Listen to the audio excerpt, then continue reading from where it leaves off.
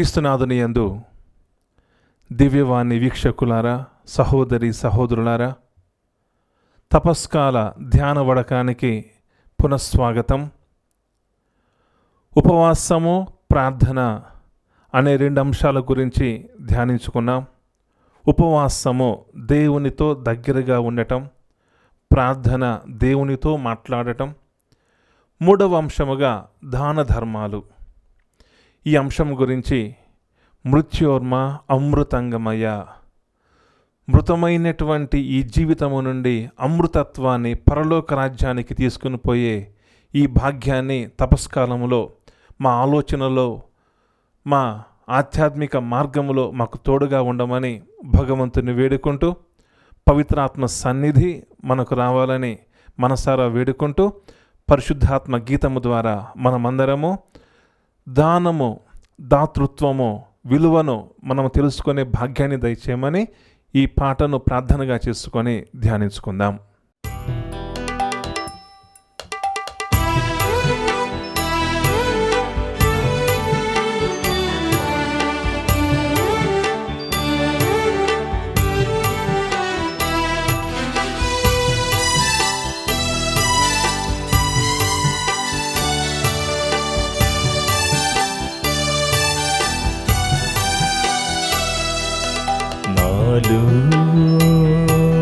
నాలో నీవే యేసా, నాలో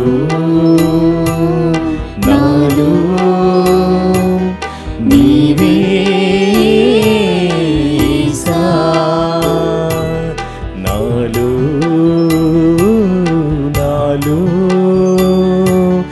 నీవే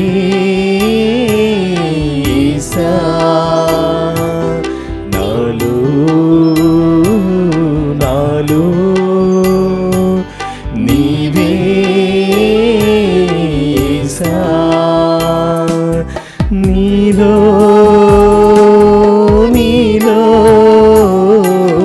నేనే యేసా,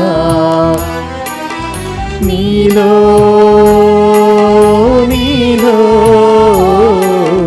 నేనే యేసా. నాశ నా చిన్ని ఆశ, నా శ్వాస నీవే యేసా. నాశ నా చిన్ని ఆశ, నా శ్వాస నీవే యేసా.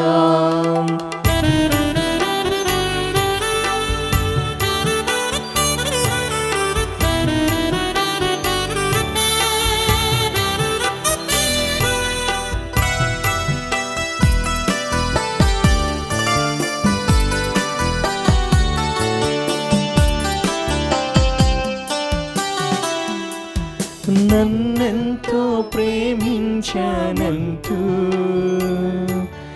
నాకై జన్మించిన దేవా,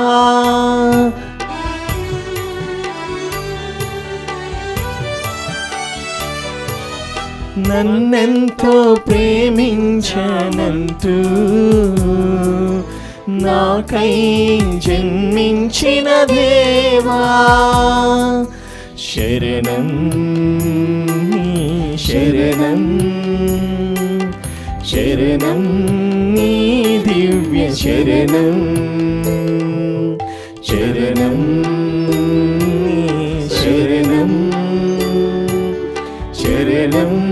నీ దివ్య శరణం. నాశ నా చిన్ని ఆశ, నా శ్వాస నీవే యేసా. నాశ నా చిన్ని ఆశ, నా శ్వాస నీవే యేసా. ప్రియ సహోదరి సహోదరులారా, దాతృత్వము, దానగుణము గురించి అపోస్తుల కార్యాలు 4వ అధ్యాయంలో ధ్యానిస్తూ ఉన్నాం. అపోస్తుల కార్యములు 4వ అధ్యాయము 32వ వచనము నుండి, విశ్వసించిన వారందరూ ఒకే మనస్సుతోనూ ఒకే హృదయముతోనూ జీవించుచుండెను. వారికి చెందిన ఆస్తిపాస్తులను ఇది నా సొంతము అని ఎవరునూ చెప్పుకొనటలేదు. వారికి ఉన్నదానిని అందరూ పంచుకొనుచుండిరి. ప్రభువు అయిన యేసు పునరుత్థానము గూర్చి అపోస్తలులు మహాశక్తితో సాక్ష్యములిచ్చిరి. సర్వేశ్వరుడు తన దైవ కృపను సమృద్ధిగా వారిపై కుమ్మరించెను. ప్రియ సహోదరి సహోదరులారా, దివ్యవాణి వీక్షకులారా, ఉపవాసము ప్రార్థన పరిపూర్ణమైతే దాని ప్రతిఫలము దానగుణము, దాతృత్వము, ధర్మక్రియలు. ఈ 3వ అంశము మానవ జీవితములో ఎంతో ఉన్నతమైనటువంటి ప్రాముఖ్యతను సంతరించుకుంది. ఇచ్చుట, ఈ రోజుల్లో స్వీకరించుటలో ఆనందం కలదు. ఎంతటి ఆనందము? మహానందం కలదు. నాకు ఎవరు ఏమి ఇస్తారు, నన్ను ఎవరు పట్టించుకోవటం లేదు, నాకు అందరూ ఇవ్వాలి, నేను మాత్రము ఇవ్వను. ఆర్థికంగా లేకపోవచ్చు, ఆర్థిక రకమైన పేదరికము ఉండవచ్చు. నీ ఆర్థిక సంపదను నేటి సమాజము ఆకాంక్షించటం లేదు. నీ ఇరుగు పొరుగు వారు ఈ రోజుల్లో నీ వద్ద నుండి ఎలాంటి డబ్బును కూడా వారు ఆశించడం లేదు. మరి ఏమి ఆశిస్తున్నారయ్యా? దానగుణం అంటే ఏమిటి? ప్రియ సహోదరి సహోదరులారా, గడిచిన రోజులలో ఆర్థిక సమతుల్యత ఎంతో ఉంది, ఈ రోజుల్లో కూడా ఉంది. కానీ నిన్నటి దినము కంటే, నిన్నటి రోజు కంటే ఈరోజు ఉన్నటువంటి ఆర్థిక పరిస్థితులు ప్రతి కుటుంబంలో కూడా తినటానికి తిండి, ఉండటానికి ఇల్లు, కట్టుకోవటానికి బట్ట అనేవి, దుస్తులు అనేవి మనము సమృద్ధిగా పొందుతున్నాం. ఈ దానగుణం అంటే ఏమిటి అంటే ఇతరులకు ఇవ్వటము. ఏమి ఇవ్వటము?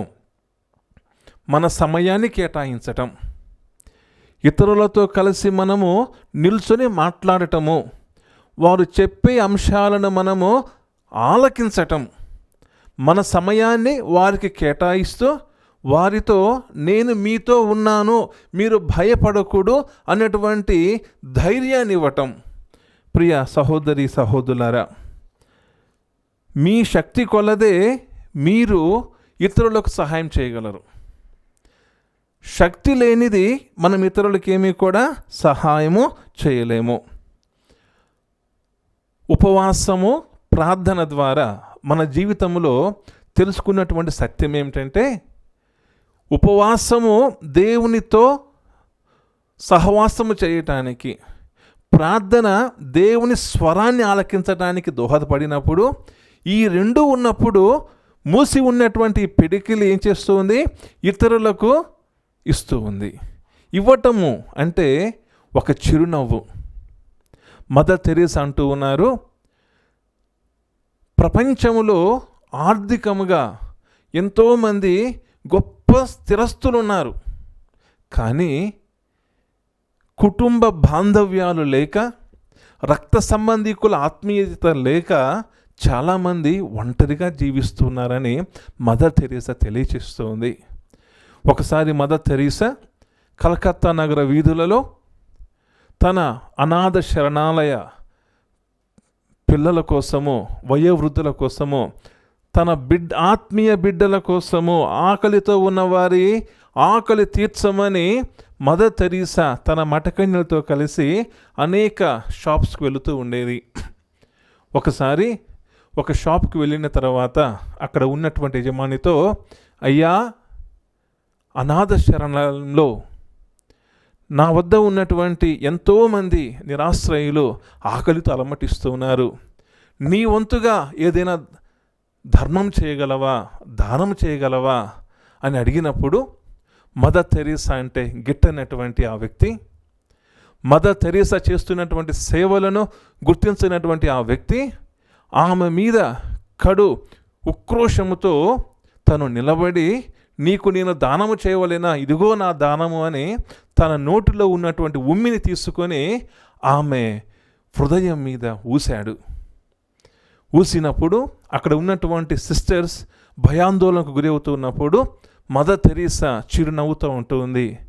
అయ్యా, చాలా సంతోషం, నేను అడిగినప్పుడు నీ వద్ద ఉన్నటువంటి ఆ ఉమ్మిని, ఆ ఎంగిలిని నా మీద కుమ్మరించావు. ఇది వ్యక్తిగతంగా మదర్ తెరీసాని నాకు ఇస్తూ ఉన్నావు, చాలా సంతోషం.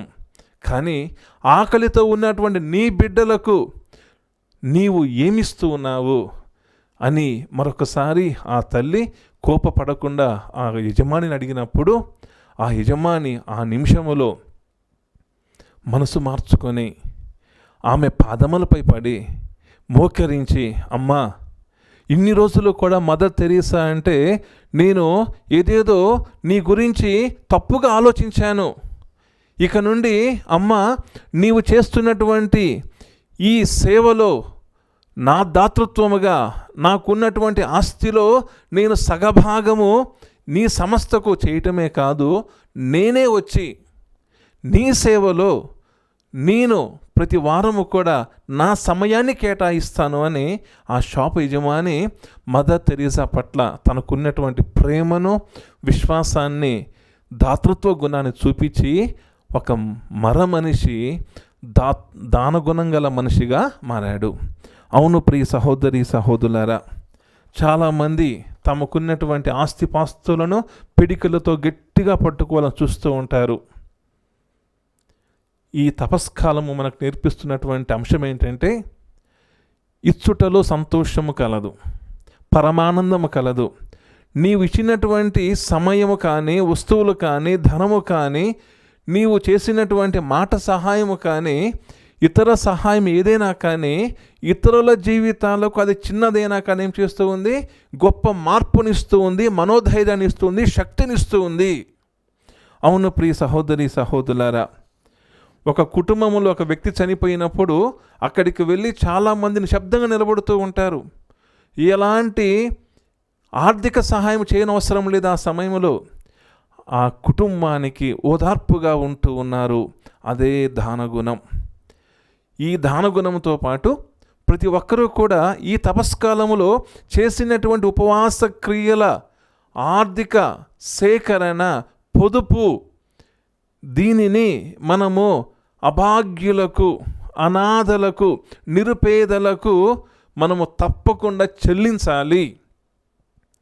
మనము ఈ 40 రోజుల పాటు చేస్తున్నటువంటి ఉపవాసములో మిగిల్చినటువంటి పొదుపు అనేది ఏదైతే ఉందో, ఆర్థికంగా కావచ్చు, వస్తు రూపంలో కావచ్చు, మీరు తప్పకుండా దీనిని క్రియారూపము దాల్చితేనే ఈ దానగుణానికి అర్థము, పరమార్థము అనేది ఉంటుంది.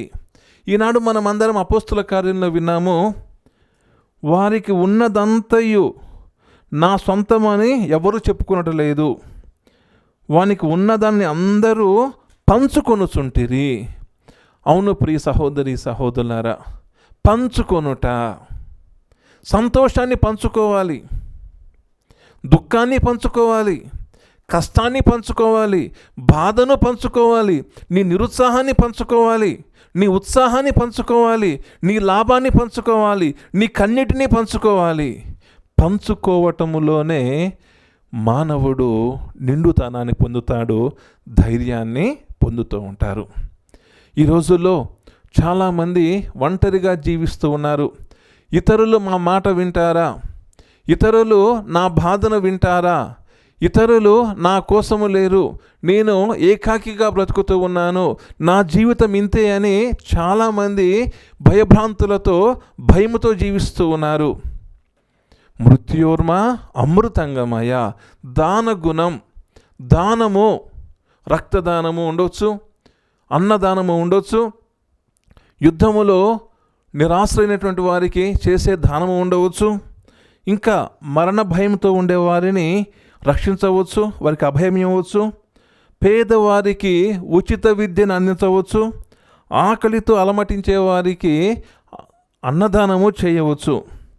ప్రియ సహోదరి సహోదరులారా, ఈ తపస్కాలంలో శ్రీ సభ మన నుండి ఏమి కోరుకుంటుంది అంటే దాన గుణం.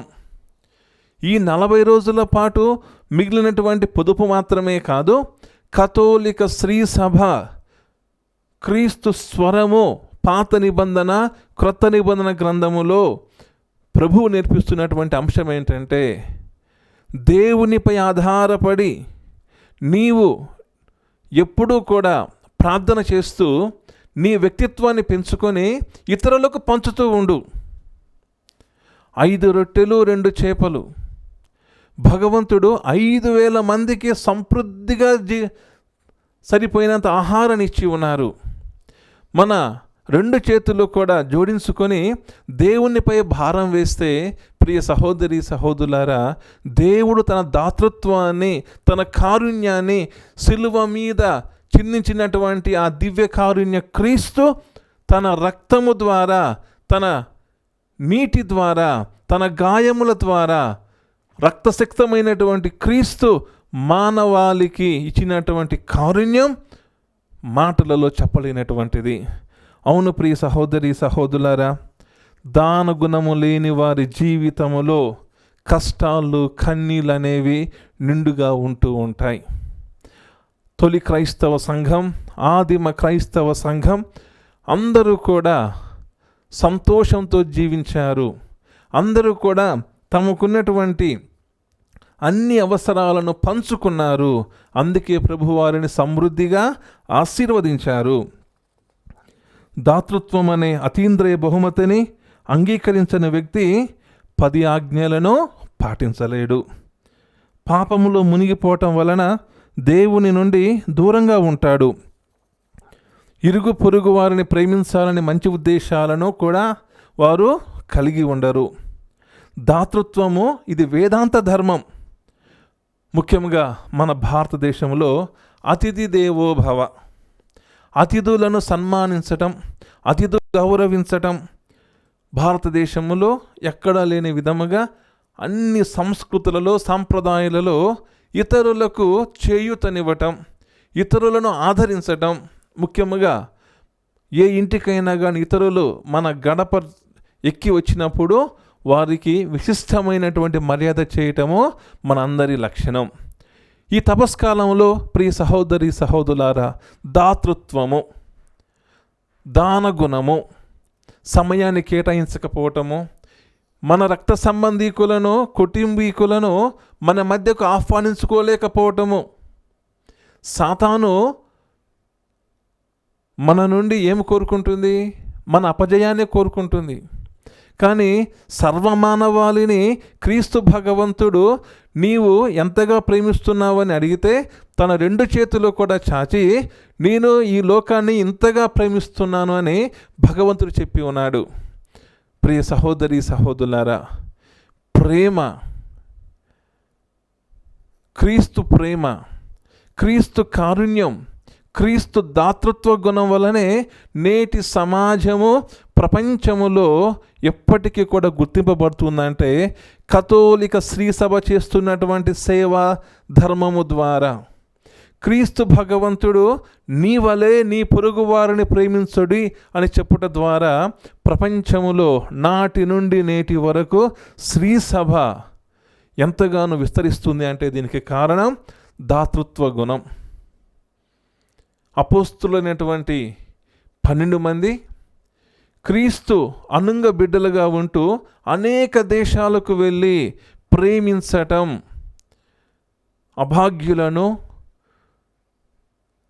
అనాథలను, విధవరాన్లను అక్కున చేర్చుకొని ప్రతి ఒక్కరిని కూడా ఆదరిస్తున్నటువంటి ఈ శ్రీసభ నేడు దానగుణముతో వర్ధిల్లుతూ ఉంది. ఈ శ్రీసభకు దానగుణాన్ని మన పూర్వీకులు ఎంతోమంది ప్రతి గ్రామంలో కూడా ఎంతగానో దానగుణముతో, ప్రతి గ్రామంలో ఒక దేవాలయం ఉండాలి, ఒక బడి ఉండాలి, ఒక వైద్యశాల ఉండాలని మన కథోలిక విచారణ గురుమండలాలలో ఎంతోమంది పెద్దవారు విరాళముగా తమకున్నటువంటి భూమి నుండి భూదానం చేశారు. ఎంతోమంది తమ కుటుంబాలను దేవాలయాల కోసము, ఆసుపత్రుల కోసము, పాఠశాలల కోసము విరాళంగా దానం చేశారు. ఎందుకు చేశారంటే క్రీస్తు నేర్పించినటువంటి క్రీస్తు తత్వం, అందరూ నా వాళ్ళే, నాకున్నదాన్ని నేను పంచుకుంటాను అని. ప్రియ సహోదరి సహోదరులారా, తపస్కాలములో అతి ముఖ్యమైనటువంటి 3వ అంశము దాన గుణము, ధర్మము చేయటము. ఈనాడు ప్రత్యేకముగా పేదలకు సహాయం చేయటంలో ఆనందం కలదు. పేదలంటే ఎవరు? కష్టించి పని చేయని వారు చాలామంది ఉన్నారు. చెమటోర్చకుండా ఫలితం రావాలని చూసేవాళ్ళు చాలామంది ఉన్నారు. కానీ శ్రీసభ బోధిస్తున్న సత్యం ఏమిటంటే, ఇతరులకు నీవు చేస్తున్నటువంటి దానము వలన ఆ కుటుంబానికి అది ప్రయోజనకరంగా ఉండాలి, అది ఆహారాన్ని అందించే విధంగా ఉండాలి. ఈనాడు ప్రత్యేకముగా ప్రియ సహోదరి సహోదరులారా, ఈ దానగుణము ద్వారా అపోస్తులందరూ కూడా పంచుకోవటములోని ఆనందం ఉందని ఏ విధంగానైతే సంతోషించారో, దాతృత్వ గుణం అనేది లేకపోతే ఏ విధంగా ఉంటుందో ఒక చిన్న కథ ద్వారా నేర్చుకుందాం. అవంతిపుర రాజ్యములో విజయుడు అన్నటువంటి ఒక రాజు ఉన్నారు. రాజుగారు అవంతిపుర రాజ్యాన్ని దాదాపుగా 20 సంస్థానాలను తను రాజ్యానికి రాజుగా ఉంటూ ఉన్నాడు. ఎక్కడ ఉన్నా కానీ సిరి సంపదలు చాలా ఉన్నాయి. ఈ రాజుగారికి వివాహం జరిగినది. చాలా సంవత్సరాలు పిల్లలు లేరు. పిల్లలు లేనటువంటి ఈ రాజుగారు రాజ్యము, అధికారము, గొప్పతనము ఎక్కడికి వెళ్ళినా కానీ అందరూ కూడా సాధారణంగా ఆహ్వానిస్తూ ఉన్నారు. కానీ ప్రజలందరూ కూడా ఏమంటూ ఉన్నారు, అయ్యో వీరికి సంతానము లేదు. అప్పుడు ఈ అవంతిపుర రాజు ఒక ముని వద్దకు వెళ్ళాడు.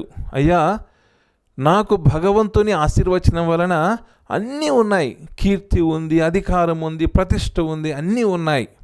అప్పుడు ముని అంటూ ఉన్నాడు, రాజా, నీవు పేరులో అధికారాన్ని సంపాదించుకున్నావు, కానీ నీ సేవలో ఈ రాజ్యములో అనేక మంది పేదల వద్ద వారి కాయ కష్టాన్ని నీవు తీసుకొని నీవు సంతోషాన్ని అనుభవిస్తూ ఉన్నావు.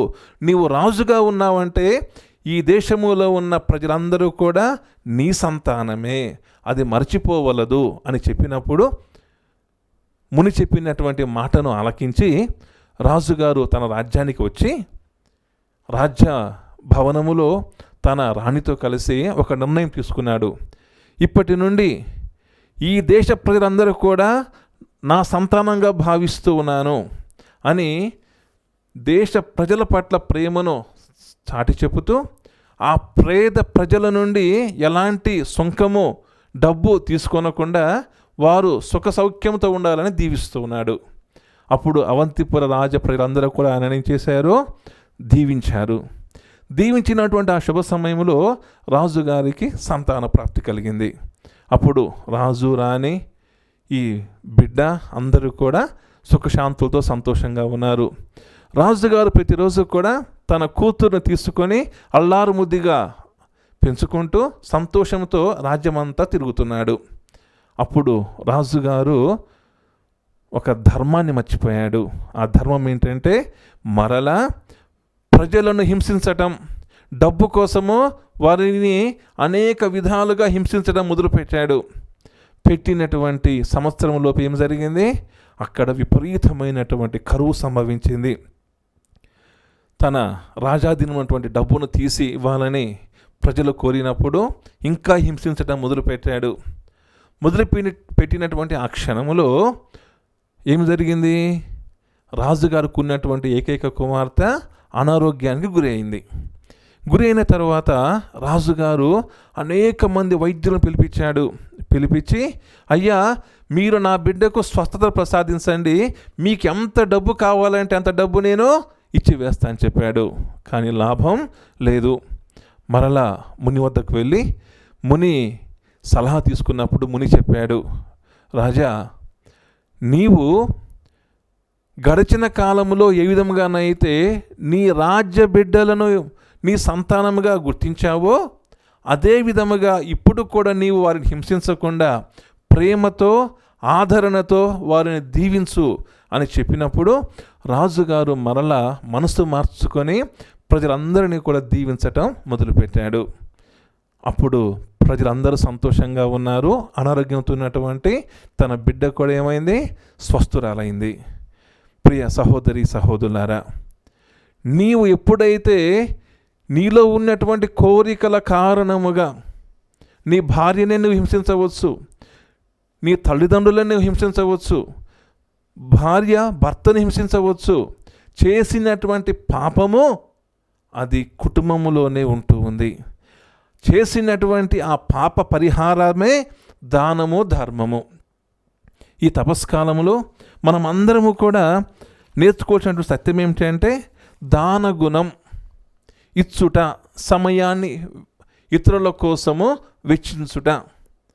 సమయాన్ని వెచ్చించటమే కాదు, ఆర్థికముగా వీలున్నటువంటి ప్రతి ఒక్కరూ కూడా ఈ 40 రోజుల పాటు మాత్రమే కాదు, సంవత్సరంలో కనీసము ఒక్కొక్క కుటుంబము ఒక్కొక్కరిని చదివించే విధంగా మీరందరూ కూడా దీక్ష పొనాలి. మన కథోలిక శ్రీ సభలో గడిచినటువంటి అనేక సంవత్సరాలలో మనమందరము కూడా అనేక పాఠశాలల నుండి బ్రదర్లు కానీ సిస్టర్స్ కానీ మేత్రాసన పాఠశాలల నుండి మనమందరం కూడా చదువుకున్నాం. ఆ రోజుల్లో మనందరికీ ఆర్థికంగా చాలా కష్టంగా ఉంది.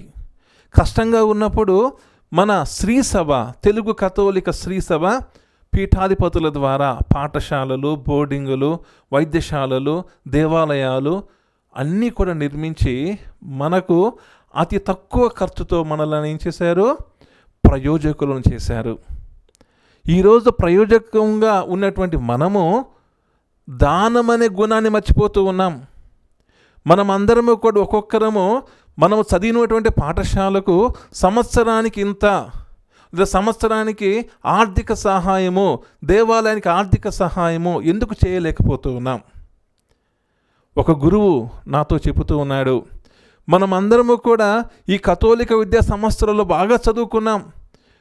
మఠకన్యలు, గురువులు, బ్రదర్లు, పీఠాధిపతులు అందరూ కూడా సహకరించి మనలను పేదరికము నుండి పైకి తీసుకుని వచ్చారు. వారు చేసినటువంటి త్యాగం వలన, దానము వలన ఈరోజు మనము గొప్పగా మీ కుటుంబంలో ఉన్నటువంటి పిల్లలు ఏమయ్యారు? కష్టపడి చదువుకొని ప్రయోజకులయ్యారు. కానీ చదువుకున్నటువంటి ఆ పాఠశాలకు, ఆ గ్రామానికి మనం ఏం చేస్తూ ఉన్నాం? ఈరోజు దానం అనే గొప్ప అనుగ్రహాన్ని మర్చిపోతూ ఉన్నాం.